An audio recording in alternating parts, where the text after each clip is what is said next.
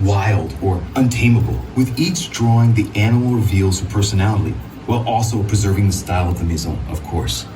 As I sketch, her anatomy becomes clearer. The pencil glides over the tracing paper and creates movement, muscles, tension, and life.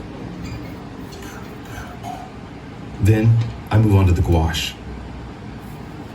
I capture the light. I highlight the reliefs. I play with transparencies.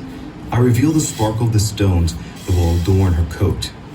And I focus on her reflective emerald eyes, of course, the signature, which determines her final expression with her placement and size. And that's it. There you have it, La Panthère. I have to understand every line in order to capture her feline nature as accurately and realistically as possible. I study it to get a feel for the designer's vision. If I have any doubts, I can question them. And how do you see the aura around the Panthère? I'd say there's a kind of tension. She was heading in one direction. She still doesn't know what pose to adopt. She has an open mouth. Can you see it there? Yes, I can. This is what felines do to capture information. How can we convey the movement, power, emotion, and vitality of the animal? I like to concentrate on the pause so she looks like she's in action. I mold the muscles until I feel their tension. When it's finally molded, I move on to the wax. This material allows me to create the finest details. Everything must then be considered and checked to ensure that the aesthetic intentions respect the technical constraints to the nearest tenth of a millimeter. All the details of the creation are carefully planned because once it's been transformed in the middle, well, there's no going back. Once it has been cleaned, I move on to assembling everything.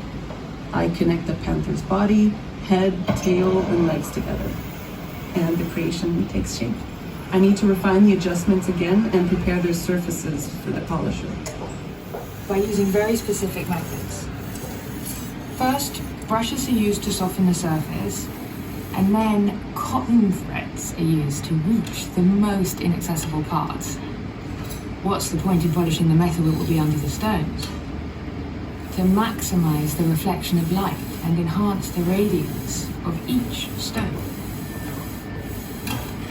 Polished, one at a time, by hand. Cutting a stone to measure on the setting is also a signature of Cartier's expertise. For one spot, for instance, it takes me around an hour of work. On this one, here, there are 51, and you will never find two that are alike on the same piece. I have to, more than anything, respect the irregularities produced from the jeweler's work by hand, because they create rhythm and stick to the muscles, which gives what I call lifelike movement to the feline. A passionate naturalist. I'm involved in the purchase, sorting, and selection of the stones, which I choose in consultation with the designer. Have the stones arrived? Yes, I have some beautiful eye-clean stones with no inclusions that would distract the eye. This Panthère has a diamond body, onyx or sapphire spots, and emerald eyes. Well, now I want you to tell me how you're going to create the living character of the animal. Well, I'll concentrate on finding the right color combinations. Then I'll build the reliefs according to the sizes and shapes. This will give the paving a sense of continuous volume that will enhance every aspect of the Panthère. Everything has to be visible. The attitude, the muscles. I'll make sure the metal disappears, but the movement remains. The eyes are always the greatest challenge for me. Not only do I have to find the perfect emerald, but I have to do it twice.